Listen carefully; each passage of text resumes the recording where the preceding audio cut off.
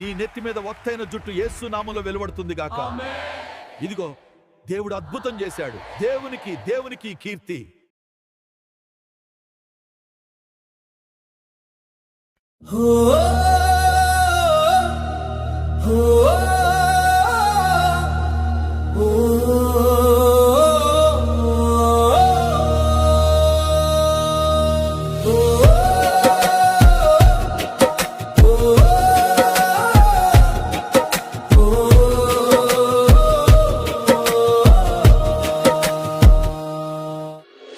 ఏమైనా చేయగలరు, కథలెన్నైనా చెప్పగలరు.